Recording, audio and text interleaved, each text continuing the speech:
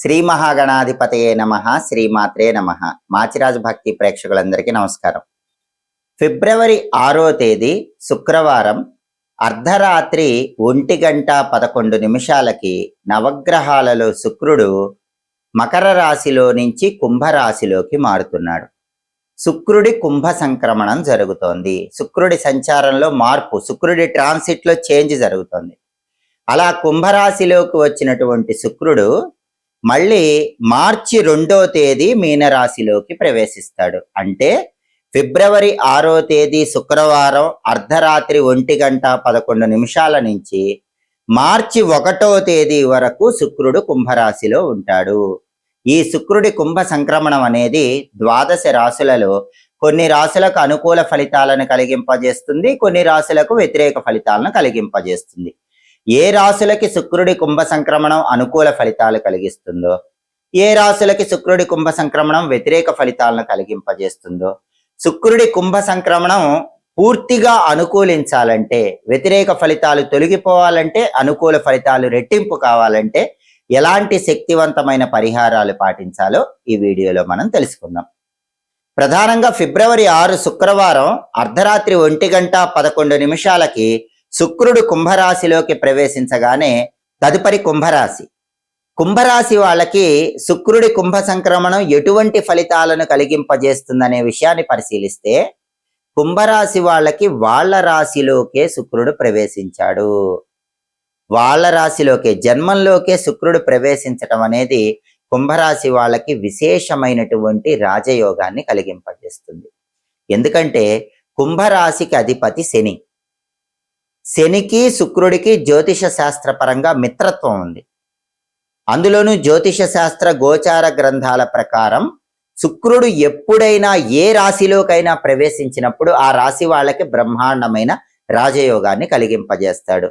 కాబట్టి ఇక్కడ కుంభరాశి వాళ్ళకి 2 అదృష్టాలు ఉన్నాయి. ఒక అదృష్టం ఏంటంటే వాళ్ళ జన్మరాశిలోకి శుక్రుడు ప్రవేశించటం, రెండో అదృష్టం ఏంటంటే వాళ్ళ రాశి కుంభరాశి అవటం, ఆ రాశికి శని అధిపతి అవటం. ఎందుకంటే శని శుక్రులు మిత్రుడి రాశిలోకే శుక్రుడు ప్రవేశించటం. ఇలా 2 రకాలుగా శుక్రుడి వల్ల కుంభరాశి వాళ్ళు అద్భుతమైన రాజయోగాన్ని పొందబోతున్నారని చెప్పటంలో ఏమాత్రం సందేహం లేదు. మరి ఎటువంటి అద్భుతమైన ప్రయోజనాలు కుంభరాశి వాళ్ళు శుక్రుడి వల్ల పొందబోతున్నారు? ఈ విషయాన్ని పరిశీలిస్తే కుంభరాశి వాళ్ళకి అనుక్షణము కూడా సమయం ఆనందమయంగా ఉంటుంది. జీవితంలో ఉన్న ప్రతి క్షణాన్ని ఆనందంగా నవ్వుతూ తుళ్ళుతూ గడిపేటటువంటి అవకాశాలు కుంభరాశి వాళ్ళకు ప్రారంభమవుతాయి. ఆహ్లాదకరమైనటువంటి వాతావరణము, పరిస్థితులు కుంభరాశి వాళ్ళకి ఏర్పడతాయి. రుచికరమైనటువంటి మృష్టాన్న భోజన ప్రాప్తి యోగం ఉంటుంది. బ్రహ్మాండమైనటువంటి విందు భోజనాన్ని తరచూ స్వీకరించే యోగము కుంభరాశి వాళ్ళకి ఎక్కువగా ఉంటుంది. విందు వినోదాలతో ఆనందంగా కాలాన్ని గడుపుతూ ఉంటారు. అలాగే వాళ్ళ మనసుకు నచ్చినటువంటి వ్యక్తులతో స్నేహాన్ని పెంపొందింపజేసుకుని ఆ స్నేహం ద్వారా మనసుకు ఎక్కువ ఆనందాన్ని పొందుతూ ఉంటారు. కుంభరాశి పురుషులైతే కొత్త స్త్రీ పరిచయాల వల్ల మానసిక ఉల్లాసం పొందుతారు.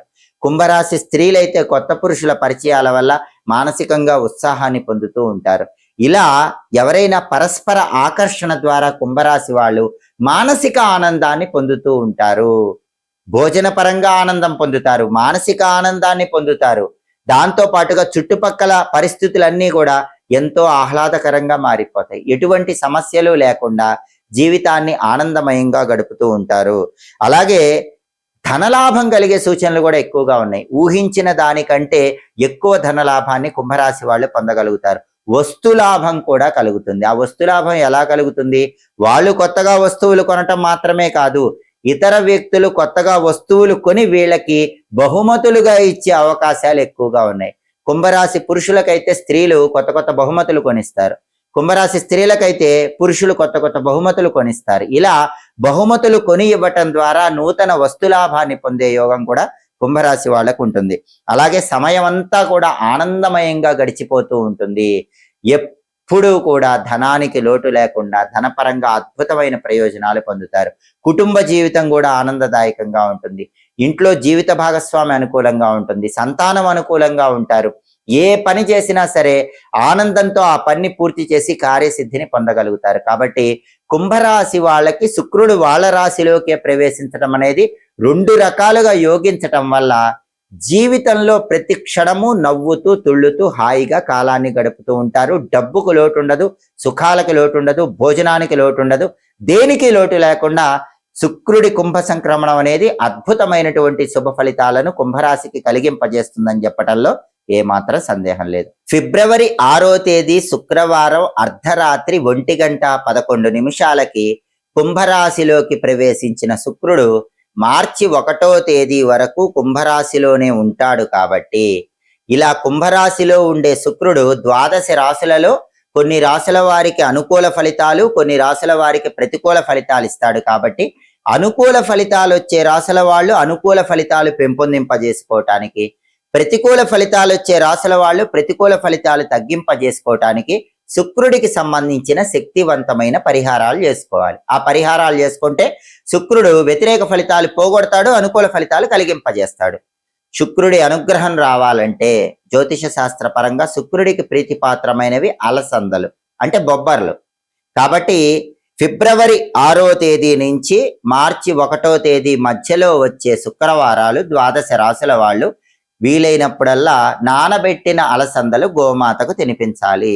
అలాగే శుక్రవారాలు వీలైనప్పుడల్లా 1.25 కేజీ అలసందలు తెలుపు రంగు వస్త్రంలో మూటగట్టి ఎక్కడైనా శుక్రవారం మధ్యాహ్నం 1 గంట నుంచి 2 గంటల మధ్య ప్రాంతంలో కానీ, ఉదయం 6 నుంచి 7 గంటల మధ్య ప్రాంతంలో కానీ బ్రాహ్మణుడికి దానం ఇవ్వాలి. అలా దానం ఇస్తే ఉత్తమ ఫలితాలు కలుగుతాయి. అలాగే ఫిబ్రవరి 6వ తేదీ నుంచి మార్చి 1వ తేదీ మధ్యలో వచ్చే ఏదో ఒక్క శుక్రవారం మాత్రం ఒక శక్తివంతమైన శుక్రదానాన్ని 12 రాశుల వాళ్ళు ఖచ్చితంగా ఇవ్వండి. ఆ దానం ఏంటంటే ఒక అరటి ఆకు తీసుకొని ఆ అరటి ఆకులో 1 కేజీ బియ్యము, తెల్లటి వస్త్రాలు, కుంకుమ పువ్వు ప్యాకెట్, పన్నీరు సీసా ఉంచి ఎవరైనా బ్రాహ్మణుడికి మధ్యాహ్న సమయంలో దానం ఇవ్వండి. ఇది శక్తివంతమైన శుక్రదానం. దీనివల్ల ఉత్తమ ఫలితాలు కలుగుతాయి. అలాగే శుక్రవారం వీలైనప్పుడు ఈ సమయంలో 12 రాశుల వాళ్ళు ఒక్కసారైనా ఉపవాసం ఉండండి. శుక్రవారం ఉపవాసం ఉండి రాత్రికి కేవలం పాలతో చేసిన పాయసాన్ని మాత్రమే ఆహారంగా స్వీకరించండి. దీన్ని శుక్ర ప్రీతికరమైన ఉపవాసం అంటారు. దీనివల్ల కూడా శుక్రుడు వ్యతిరేక ఫలితాలు ఇచ్చే రాశులకు వ్యతిరేక ఫలితాలు తగ్గిపోతాయి, అనుకూల ఫలితాలు ఇచ్చే రాశులకు అనుకూల ఫలితాలు రెట్టింపు అవుతాయి. అదేవిధంగా శుక్రుడికి అధిష్టాన దైవం రాజరాజేశ్వరి దేవి అంటే లలితా పరమేశ్వరి దేవి. కాబట్టి ఫిబ్రవరి 6 నుంచి మార్చి 1 మధ్యలో వచ్చే శుక్రవారాల్లో మీకు వీలైన శుక్రవారం లలితా సహస్రనామ స్తోత్రాన్ని చదవటం కానీ వినటం కానీ చేయండి. లలితా సహస్రనామం వింటేనే అద్భుత ఫలితాలు కలుగుతాయి. అలాగే రాజరాజేశ్వరి అష్టకం అని ఒక ప్రత్యేకమైనటువంటి అష్టకం ఉంటుంది. ఆ రాజరాజేశ్వరి అష్టకాన్ని చదివినా విన్నా కూడా శుక్రుడు సంపూర్ణంగా యోగిస్తాడు. అయితే స్తోత్రాలు చదవటం వినటం ఇవి వీలు కాని వాళ్ళు శ్రీమాత్రే నమః, ఓం శ్రీ రాజమాతంగ్యై నమః ఈ 2 మంత్రాలు మాత్రం ఫిబ్రవరి 6 నుంచి మార్చి 1 మధ్యలో వచ్చే శుక్రవారాలు వీలైనన్ని సార్లు చదువుకోండి. కనీసం 21 సార్లు చదువుకున్నా కూడా శుక్రుడి సంపూర్ణమైన అనుగ్రహానికి చాలా సులభంగా పాత్రలు కావచ్చు. వీలైతే శుక్రవారం పూట అమ్మవారి ఆలయానికి వెళ్ళి అమ్మవారి ఆలయంలో ధ్వజస్తంభం దగ్గర ఆవు నెయ్యి దీపాన్ని వెలిగించండి. ఇలా వెలిగించడం ద్వారా కూడా శుక్రుడిని సులభంగా ప్రసన్నం చేసుకొని సమస్త శుభ ఫలితాలను సిద్ధింపజేసుకోవచ్చు. కాబట్టి శుక్రుడి కుంభ సంక్రమణం విశేషంగా యోగించాలంటే 12 రాశుల వాళ్ళు ఈ ప్రత్యేకమైన పరిహారాలు పాటించండి. శుక్రుడి యొక్క సంపూర్ణమైన అనుగ్రహానికి సులభంగా పాత్రలు కండి.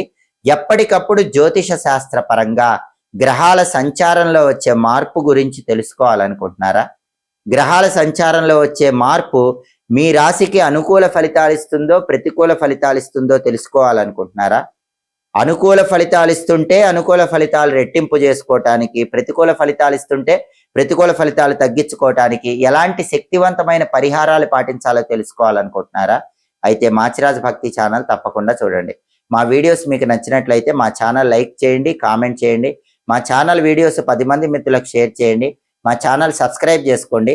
పక్కనున్న బెల్ సింబల్ నొక్కటం మాత్రం మర్చిపోకండి. సర్వే జనాః సుఖినో భవంతు. స్వస్తి.